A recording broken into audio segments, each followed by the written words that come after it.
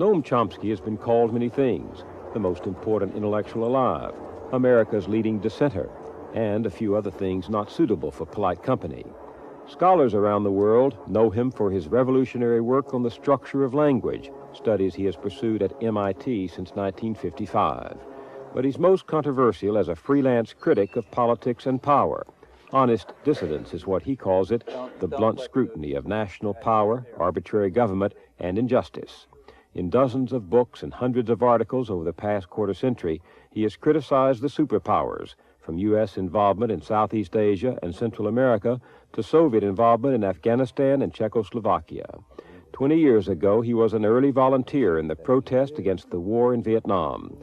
We met in Boston to talk about dissent and democracy then and now. You said recently that this country is more dissident now than you ever remember it, more so than even during the Vietnam War. When I read that, my mind went back immediately to that period, to the protests in the streets, the mass demonstrations, the riots on college campuses and in the ghettos. That dissidence, it was powerful and emotional and unprecedented. And you say we're a more dissident nation now? The dissidence now is much wider and more deeply rooted, and it's found in sectors of the population that were excluded from the dissident movements of the 1960s. I think to compare the present situation with the late 60s is a little misleading because of the scale of what is being protested. The movements of the 60s became, the peace movement at least, the anti-war movement, became a significant movement at a time when we had hundreds of thousands of troops attacking South Vietnam and expanding the war to all of Indochina. Major war with hundreds of thousands of people slaughtered, and just one of the major wars of the century, in fact. Until that time, the peace movement was very limited. As late as mid-1966, here in Boston, which is a pretty liberal city, we had a hard time having public meetings because they would be broken up, often broken up by students. In fact, it wasn't really until late 1966, early 1967, and remember at that time we had, about 400,000 troops fighting in Vietnam, that you got a large-scale protest movement going. Now, compare the 80s. When Ronald Reagan came into office, one of the first things he did was lay the basis for his advisors. One of the first things they did was to lay the basis for direct military intervention in Central America. The white paper of February 1981 was a clear effort to test the waters to see if you could get the population to support direct dispatch of troops to El Salvador and probable military intervention in Nicaragua. Well, the reaction, now that's kind of comparable to, that's roughly comparable to the situation that, say, John F. Kennedy faced in 1961, or even to the late 50s. Now, at that time, intervention could take place without any protest. But as soon as the Reagan people made just the beginnings of an indication that there might be direct military intervention, there was substantial protests, spontaneous protests from all over the country, there were demonstrations, the church was protesting, there were letters to Congress. In fact, the protest was sufficient so that they backed off. And the administration backed off because they were afraid that it was going to harm the programs that they were really interested in. They went underground with it. And the Reagan administration was literally driven underground by a dissident population. The scale of clandestine activities, in fact, is a pretty good measure of domestic dissidence. After all, clandestine activities are secret from no one except the domestic population. Are you talking only about dissidence towards Central American policies? Do you see? It's much broader. For example, it's a striking fact that on almost every major issue, the population has been quite strongly opposed to the policies of the Reagan administration. This has been true from the beginning. If you take a look at the polls, the poll results have been quite consistent about this. In fact, apart from a brief period in the very first part of the first year of the administration when there was support for a military buildup, briefly, apart from that, the population has been basically tending towards classical New Deal positions. It favors public spending over, social spending over military spending. The population has been in favor of increased taxes if they are used for improving the environment or education or social welfare and so on.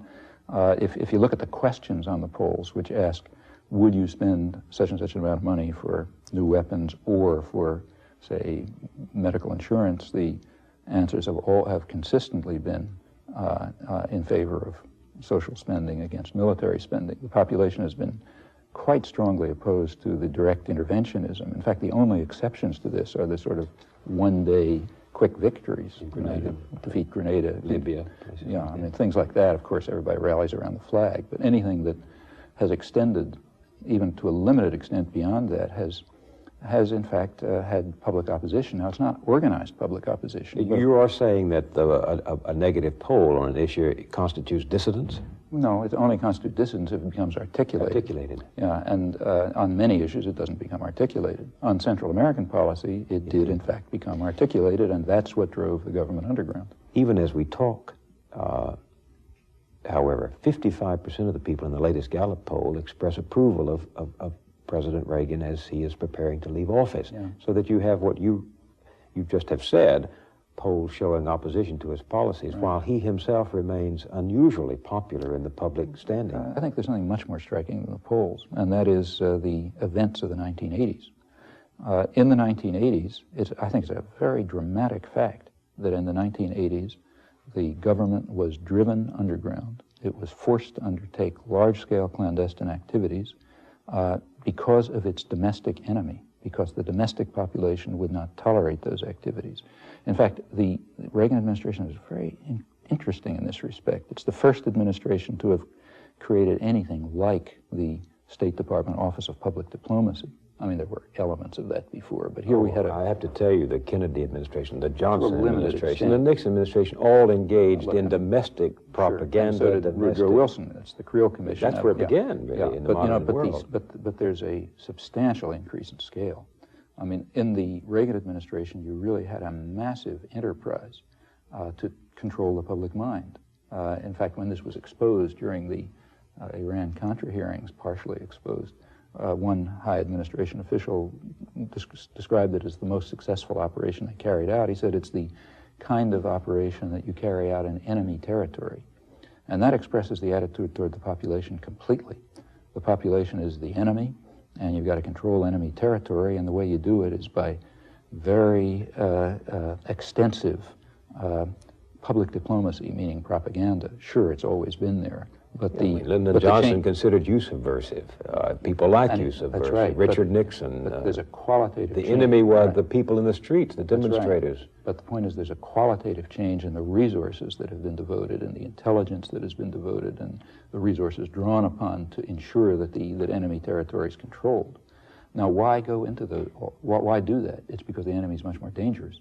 The people, see, when the enemy's quiet, the protesters, the dissenters. Yeah, when the enemy's quiet, you don't have, like, for example, when John F. Kennedy sent the American Air Force to start bombing South Vietnam in 1962, as he did, he didn't have to keep it secret.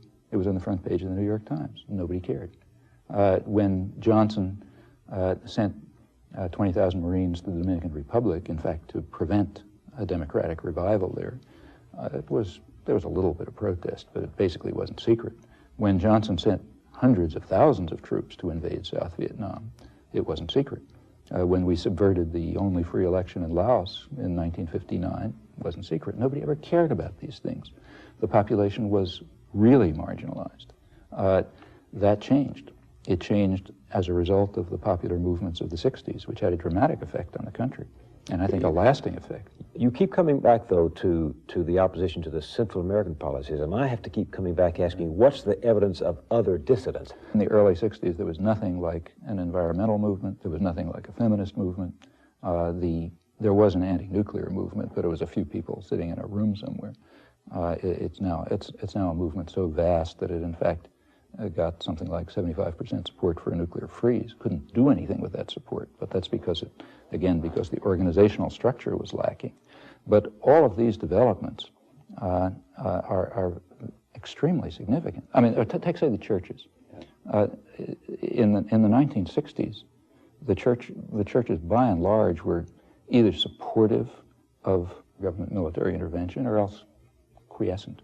Now it's very different. Now they're right. No, not all. William Sloan Coffin, the civil rights movement was. Coffin's a co-conspirator of mine. We were on, but the civil point is rights these were- movement was driven by churchmen and yes, churchwomen. but the civil rights movement was different. And Martin Luther right. King was himself a Yeah. Baptist minister. Absolutely. And in fact, it was a tremendously important movement, and it was a popular movement which for the first time, after close to 200 years, at least technically enfranchised a significant segment of the population.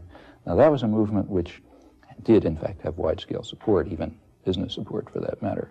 But the thrust of the civil rights movement was not directed against the interests of centralized power in the United States. And that's crucial. The protest against the war, or the environmental movement, or even the feminist movement in other respects, is directed against power. And those are the kinds that didn't exist then. They've developed in the 60s. I mean, they existed to an extent. You're saying there's more you know. democracy today. Well, there's on the one hand a lot more popular expression of democracy. On the other hand, it's less and less part of the actual institutions of the system. It's outside. If all this ferment is going on, if there is more dissidence now than you can remember, why do you go on to write that the people feel isolated? Because I think much of the general population recognizes that the organized institutions do not reflect their concerns and interests and needs. They do not feel that they participate meaningfully in the political system.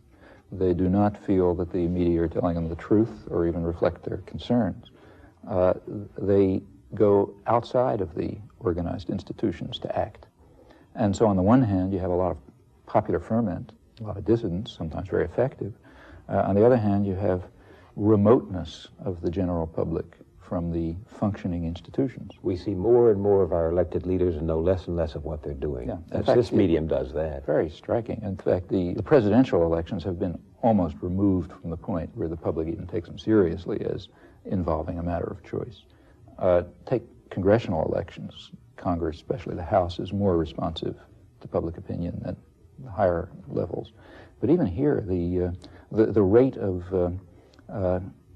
electoral victory by incumbents has been going up. High 90s. Yeah, high 90s. Well, that virtually is a way of saying that there aren't any elections. You know, it means that other systems, You get like those patronage communists and so on. in a totalitarian it means state. that something else is happening, not choice. You know, it means that options are not being presented. So on the one hand, so I think you do have a kind of a complex situation in the United States. There's a break taking place, a cleavage taking place between a rather substantial part of the population and elite elements. Well, that includes elite intellectuals, incidentally. But that elite element is supported by a substantial part of the population. I mean, there are people who take seriously the debates, who go out and vote, who think that they're participating and believe they're participating in a legitimate exercise of democracy. Yeah, it's not a cleavage of the point of revolution. It's not that you have a narrow, it's not as if you had an aristocracy facing a mass population. It's not Iran in 1979, nothing like that. A lot of people are happy. Sure, it's split and complex and fluid and so on, but I think you can see tendencies. You can see tendencies towards popular marginalization from functioning institutions and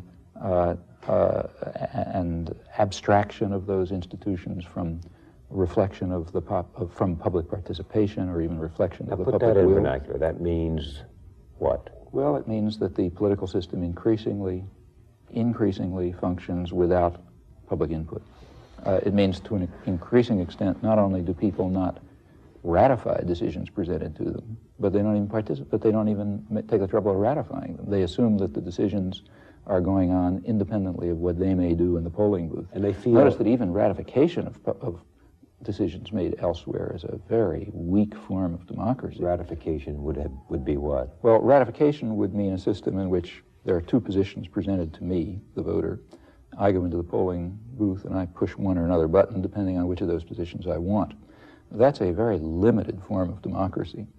A really meaningful democracy would mean that I play a role in forming those decisions and in creating those positions, that those positions reflect my active, creative participation at it, not just me, but of course everyone. That would be real democracy. That's not We're very happening. far from that. Yeah. But we're even departing from the point where there is ratification. When you have stage-managed elections with the public relations industry determining what words come out of people's mouth, you in fact are going beyond to the point where we are, even the element of ratification is disappearing, because you don't expect the candidates to stand for anything. Candidates decide what to say on the basis of tests that determine what the effect will be across the population. Somehow people don't see how profoundly contemptuous that is of democracy. Contemptuous? Yeah. Suppose I'm running for office, and I don't tell people what I think or what I'm going to do. I tell them what the pollsters have told me is going to get me elected. That's expressing utter contempt for the electorate. That's saying, okay, you people are going to have the chance to push your buttons, but once you're done, I'll do exactly what I intend, which is not what I'm telling you. See, if you express what you believe, you don't have to ask what the polls tell you. Then you don't believe what the polls tell you. That's what you say. And in fact, the whole construction of our political system is increasingly moving towards a real articulated expression of contempt for the general population. And I think people understand it. If you conduct polls to tell you what people want and they tell you, are you not listening to the voice of the people? Only if that changes your mind. But of course, the whole structure of the system is based on the assumption that that doesn't change your mind, it changes what you say. So in other words, a political figure is not testing the waters and saying, okay, that's what I believe. If we had that kind of a political figure, we wouldn't bother voting for him. He's not a barometer. The political figure represents something, is supported by certain interests, has certain commitments, and so on. And the political figure then comes before us and produces things which the pollsters tell him, or his advisors, on the average, will increase his chances of gaining office, after which he will follow his commitments, his interests, what is demanded of him by those who supported him, by those who provide him with resources, and so on. This has always, of course, been true, but what is interesting now is the extent to which it is recognized to be the democratic system. It is recognized that we don't care what we say. We don't express interest. What we do is reflect power. So I think Reagan's a very interesting political figure, and I think in a way he may represent the future of where capitalist democracy is tending. He's a very natural kind of phenomenon in a capitalist democracy. In a capitalist democracy, you have the problem, and it is always perceived as a problem, that the general population has a method of participating in decision-making. They can participate in politics. The state is not capable of stopping them. You can't shut them up, you can't put them in jail, you can't keep them away from the polls, and so on. And it's striking that that has always been perceived as a problem to be overcome. It's what's called the crisis of democracy. Too many people organizing themselves to enter the public arena. That's a crisis we have to overcome. According to a certain view. It has always been understood by, I would say, even the mainstream of democratic theorists, that when the voice of the people is heard, you're in trouble. Because they're always going to make the wrong decisions. The stupid and ignorant masses, as they're called, are going to make the wrong decisions. So therefore, we have to have what Walter Lippmann, back in 1920 or so, called manufacture of consent. We have to ensure that actual decision-making, actual power is in the hands of what he called a specialized class, us smart guys, who are going to make the right decisions. And we've got to keep the general population marginalized, because they're always going to make mistakes. Marginalizing meaning? Reduce them to apathy and obedience. Allow them to participate in the political system, but as consumers, not as true participants. That is, allow them a method for ratifying decisions that are made by others, but eliminate the methods by which they might first inform themselves, second organize, and third act in such a way as to really control decision-making. That is, the idea is our leaders control us, not we control them. Now that is a very widespread view from liberals to conservatives. And how do you achieve this? Well, there are a lot of ways of achieving it, but one of the ways of achieving it is by turning the elected offices into ceremonial positions. If you could get to the point where people would essentially vote for the Queen of England, and take it seriously, then you would have gone a long way towards marginalizing the public. And I think we've made a big step in that direction. The presidency as ceremonial leader. And see, that's why Reagan's so interesting, because, although a lot of intellectuals try to put the best face they can on it, the fact of the matter is, and most of the population knows, that Ronald Reagan had only the foggiest ideas of what the policies of his administration were. And in fact, nobody much cared. the Democrats were always surprised that he could get away with these incredible bloopers and crazy statements and so on. The detachment of Yeah, the decision. and I think the reason is that much of the population understood very well that they were supporting someone like the Queen of England or the flag. The Queen of England opens Parliament by reading a political program, but nobody asks whether she understands it or does she believe it or anything like that. Every book from within the Reagan administration, from the Stockman book to the Reagan book to the new book that's now on the newsstands, says that the president was detached from the decision. I think more than detached. I think he doesn't know what it is, and I think much of the population understood it. Now, I think that explains the combination of moderate, not an enormous, but moderate popularity with opposition to the programs. What do we do about it? I mean, I don't want to leave people in a wholly negative analysis, although I believe in facing reality. For ordinary people, it's extremely hard, and that's why you need organization. If a real democracy is going to thrive, if the real values that are deeply embedded in human nature are going to be able to flourish, and I think that's necessary to save us, if nothing else, it's an absolute necessity that groups form in which people can join together, can share their concerns, can articulate their ideas, can gain a response, can discover what they think, can discover what they believe, what their values are. This can't be imposed on you from above. You have to discover it by experiment, by effort, by trial, by application, and so on. And this has to be done with others. Furthermore, surely central to human nature is a need to be engaged with others in cooperative efforts of solidarity and concern. That can only happen, almost by definition, through group structures. And unless such political organization, political and others, civic organizations, all sorts, trade associations. Yeah, I mean, there are all kinds of ways in which people can associate with one another.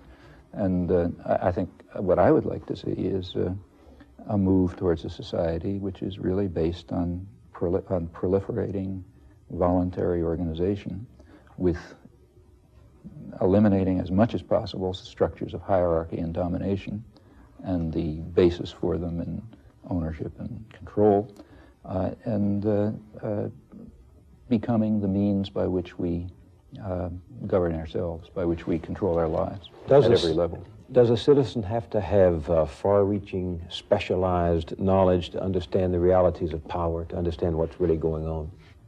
Well, it's not absolutely trivial, but I mean, as compared with intellectually complex tasks, it's pretty slight. It's not like the sciences.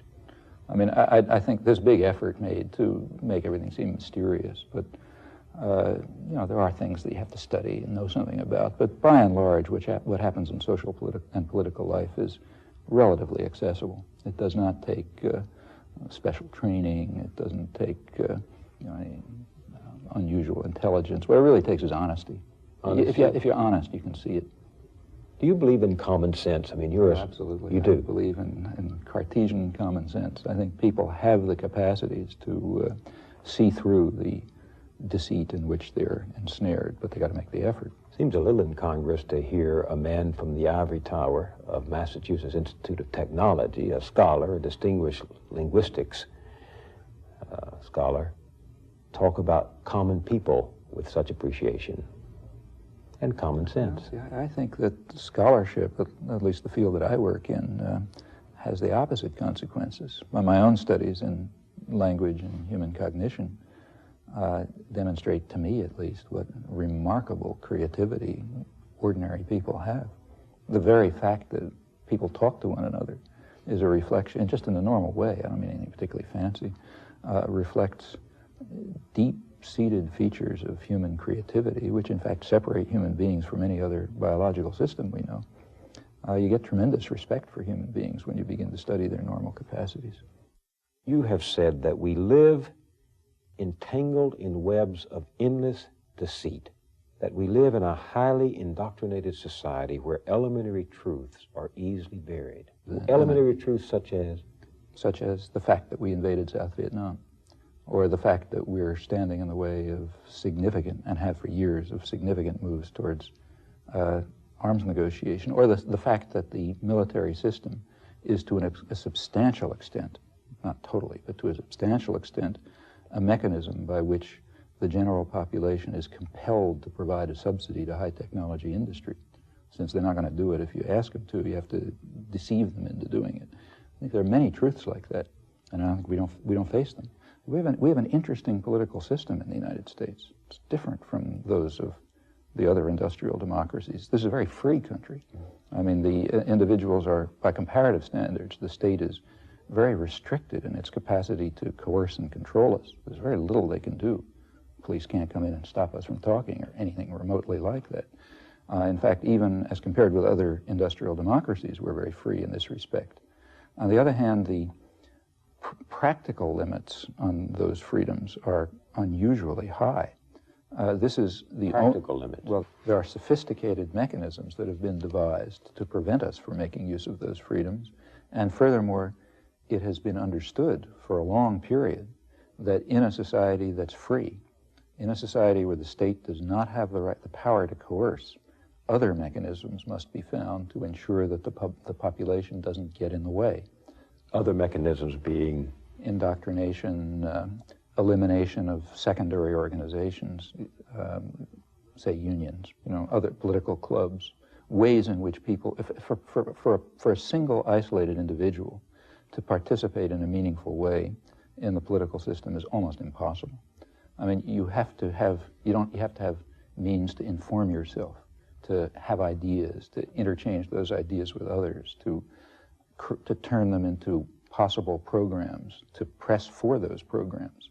Now that takes access to information, it takes independent media, it requires what sociologists call secondary organizations, means by which isolated people can group together. Active political parties, political clubs. Unions have often played this role in many countries. The United States is unusual in the extent to which all of these structures are weak. So the level of unionization is extremely low, and under the Reagan period has declined even further. Furthermore, the American unions have always been basically apolitical, or largely so. The political system is also unusual. We're the only major industrial democracy that doesn't have a political party, which is basically labor-based. We only have one political party with two factions. It's the business party.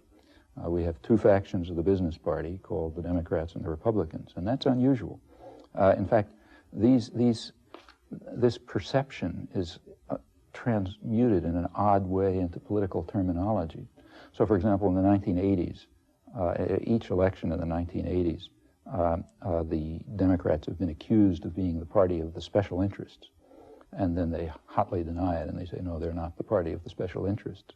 But who are the special interests? Well, take a look behind the rhetoric, and you find that the special interests are women, labor, youth, the elderly, ethnic minorities, the poor, farmers. In fact, it's the entire population. The point being? The entire population are the special interests. Now, if you look closely, there's one group that's never identified as being among the special interests. That's corporations. And that's correct. They're the national interest. And both parties are basically beholden to them. Whereas the special interests have to be marginalized, the population. So everyone denies that they represent the special interests, that is, the people. And they don't say who they do represent, but there is a group notably lacking in this list of special interests. And in fact, it's the group with anyone with his head screwed on knows has inordinate power in controlling economic decisions and setting the parameters for political life and controlling the ideological system and so on. They're not among the special interests. Do you think it is corporations, or is it the capitalist business system whose first priority is the well-being of profit-making for the general welfare, as it is said? Well, of course, everyone, you ask the chairman of the board, and he'll always tell you that he spends his every waking hour laboring so that people will get the best possible products at the cheapest possible price and work in the best possible conditions and so on and so forth. Now, it's an institutional fact, independently of who the chairman of the board is, that he'd better be trying to maximize profit and market share. And if he doesn't do that, he's not going to be chairman of the board anymore. If he were ever to succumb to the delusions that he expresses, he'd be out. Now, he can hold those delusions as long as he performs his institutional role. And the same is true across the board. So, for example, you can be, take, say, Walter Lippmann's specialized class, the experts.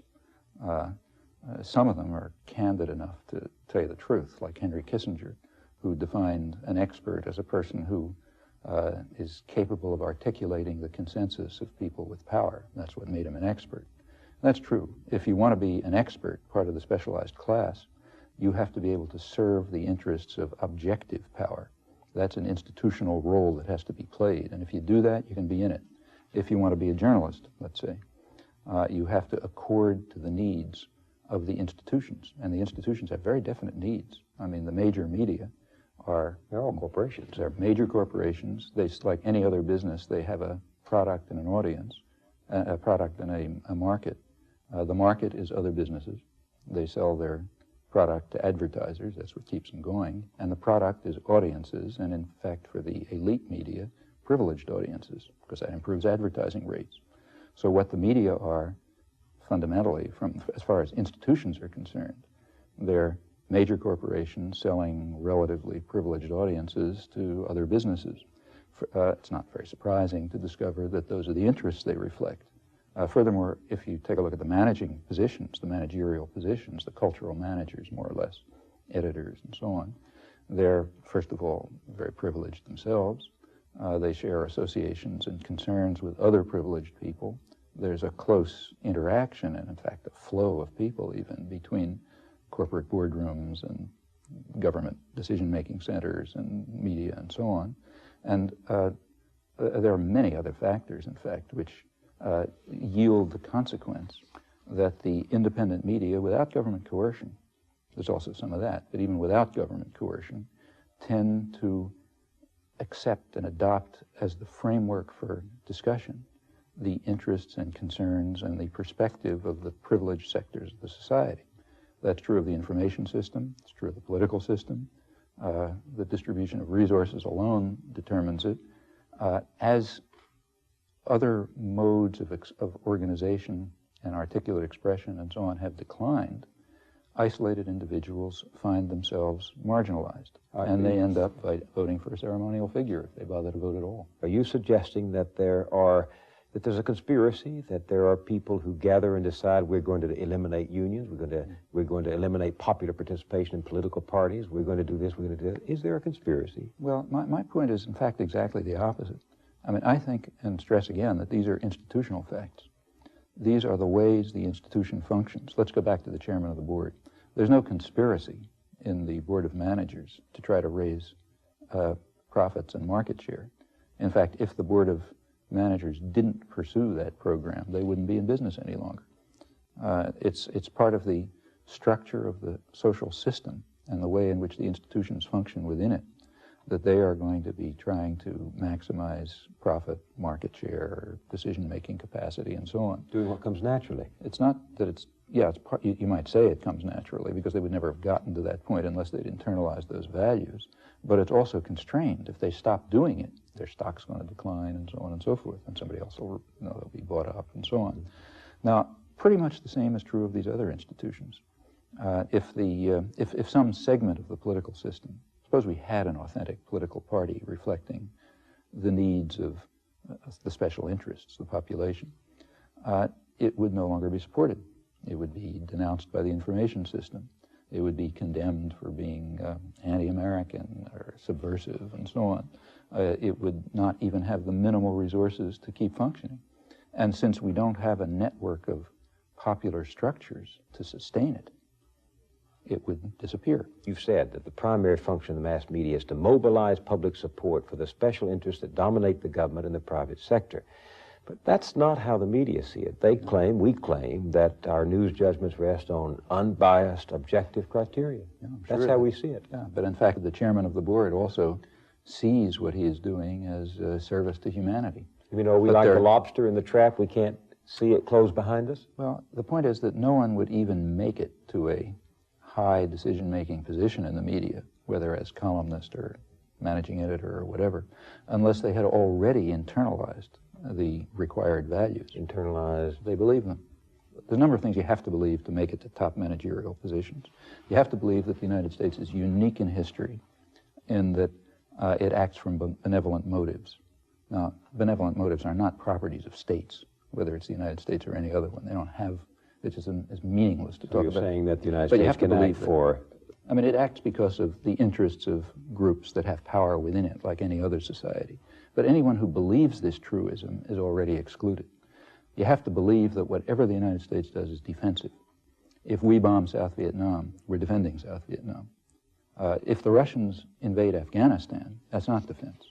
Now, of course, I suppose if you go to the Politburo, they'll tell you they're defending Afghanistan. They're defending it against terrorists supported from the outside. And of course, there's a, we know that they'll in fact even tell you they were invited in. And there's a kind of an element of truth to all of that, but we naturally dismiss it as nonsense.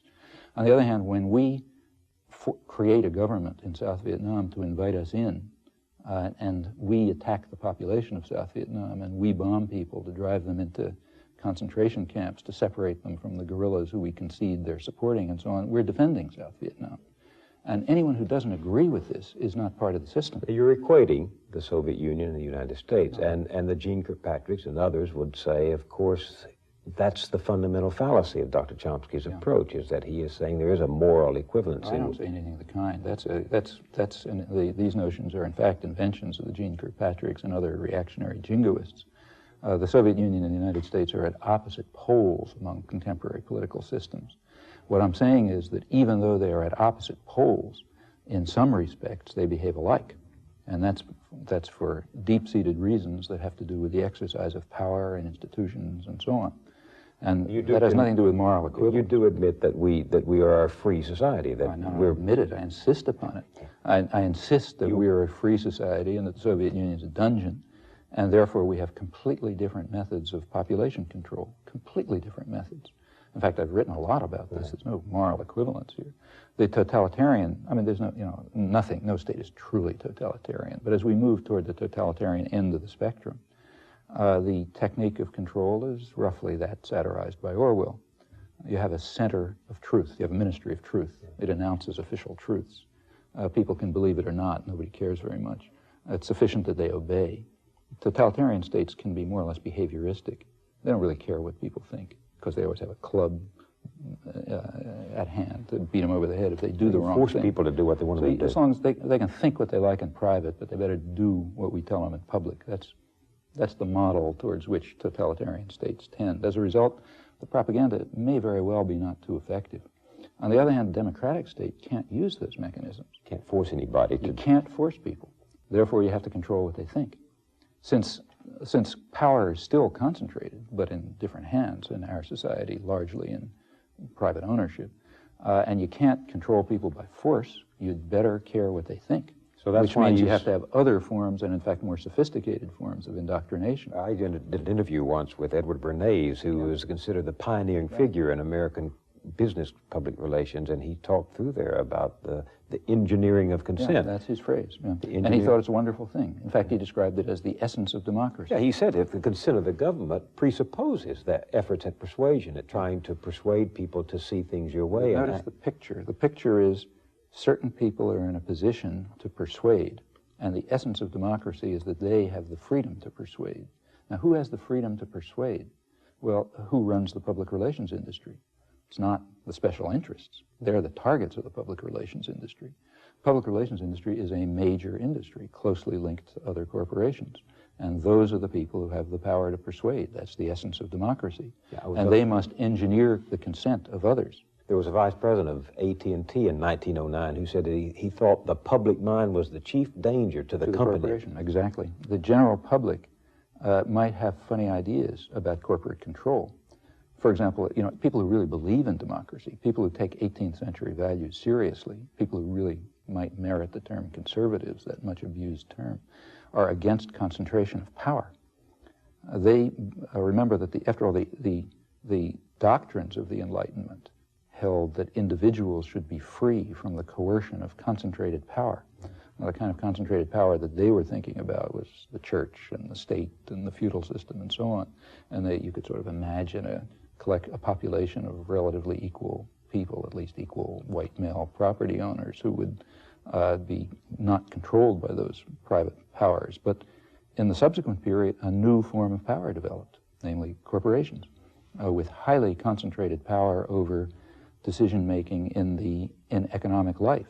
That is, they control over what's produced, what's distributed, what's invested, and so on and so forth, is very narrowly concentrated. So this is why the vice president of a large corporation would say the public mind is the chief thing. The public mind might have funny ideas about democracy, which say that we should not be forced simply to rent ourselves to the people who own the country, rather, and own its institutions. Rather, we should play a role in determining what those institutions do. That's democracy. If we were to move towards democracy, and I think democracy even in the 18th century sense, we would say that there should be no maldistribution of power in determining what's produced, what's distributed, what's invested, and so on. Rather, that should be, that's a problem for the entire community. In fact, there are, in my own personal view, unless we move in that direction, human society probably isn't going to survive. Why?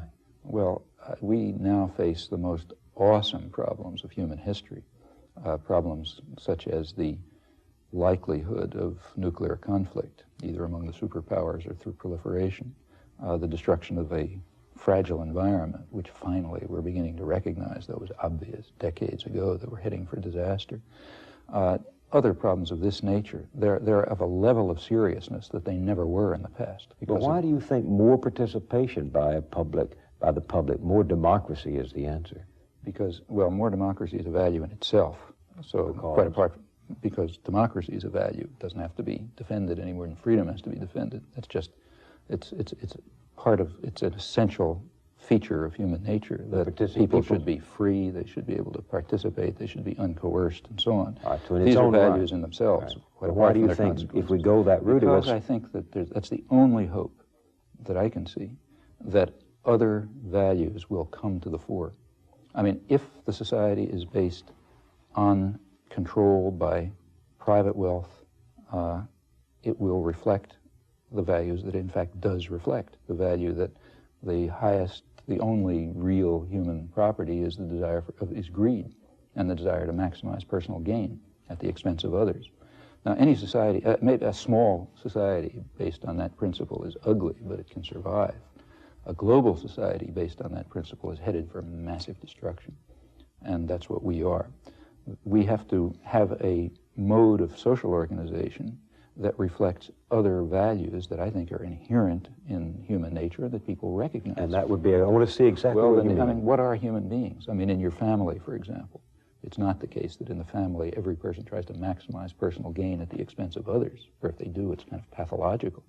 It's not the case that if you and I are, say, walking down the street and we see a child eating a piece of candy and we see that nobody's around, and we happen to be hungry, we don't steal it. If we did that, we would be pathological. I mean, the idea of care for others and concern for other people's needs and concern for a fragile environment that must sustain future generations, all of these things are part of human nature. These are elements of human nature that are suppressed in a social and cultural system which is designed to maximize personal gain. And I think we must try to overcome that suppression, and that's in fact what democracy could bring about. It could lead to the expression of other human needs and values which tend to be suppressed under the institutional structure of a system of private power and private profit. But do you believe that by nature human beings yearn for freedom, or do we settle in the interest of safety and security and conformity? Do we settle for order? These are really matters of faith rather than knowledge. On the one hand, you have the Grand Inquisitor who tells you that what humans crave is submission, and therefore Christ is a criminal, and we have to vanquish freedom. That's one view.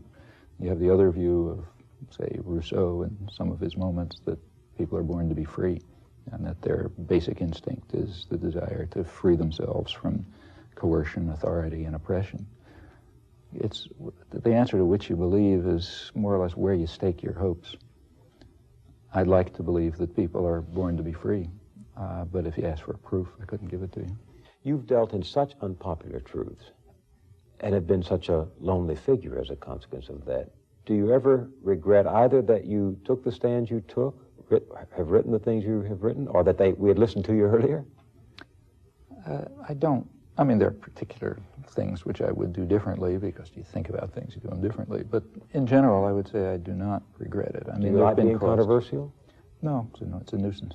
Because this mass medium pays little attention to the views of dissenters, not just Noam Chomsky, but most dissenters do not get much of a hearing in this medium. No, in fact, that's, again, completely understandable. They wouldn't be performing their societal function if they allowed favored truths to be challenged. Because after all, their role, their very institutional role, is to establish certain truths and beliefs, not to allow them to be challenged. Society does, in order to cohere, does need a consensus, does it not? I think it needs tentative assumptions, but we should remember what Justice Holmes said in one of his famous dissents, that fighting faiths have repeatedly been seen to be false. We should recognize that.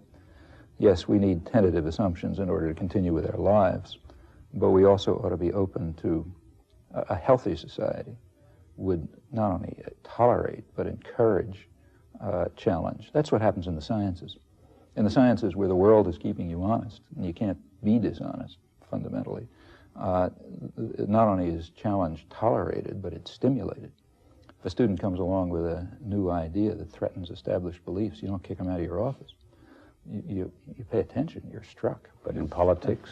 Well, political life is preserving privilege and power, but that's not a value that should be protected. That's a property that should be overcome. I'm not saying question everything always. That's hopeless. You know, like I walk out the door, I don't think the floor is going to collapse. Of course, you accept things. You have faith, you have beliefs, and so on, and you operate on the basis of them. But you should, if honest, recognize that they are subject to challenge, and that if the past is any guide, they're probably wrong, because beliefs have generally been wrong in the past. Also, we just understand more. We understand more about ourselves as history continues. It's hard to look at the 20th century and be an optimist, but still, there's some moral progress in history. Now, take, say, slavery. It wasn't very long ago that slavery was considered moral, not just we want to do it. The slave owners didn't normally say, look, nice for me, so I'll do it. They offered a moral basis for slavery. Nobody does that anymore. That's an improvement. Just in our own lifetimes, this has happened. Take the issues raised by the feminist movement. Women do have equal rights. These were things that many people simply did not see 30 years ago. Now, the problems are still there. At least we see them. That's greater insight into our own nature. It's insight, it's discovery of forms of repression and authority that we know we do not accept as moral human beings and that we ought to try to overcome. And I think you can sense such progress. At the same time, you also have decline. I mean, Nazi Germany and Stalinist Russia. The genocide of this century, the Holocaust, all indescribable. So that's why I say it's hard to look at the 20th century and say that you're an optimist. What about the 21st century? Well, I don't think we're going to get far into the 21st century unless these problems are overcome, because the problems are no longer localized.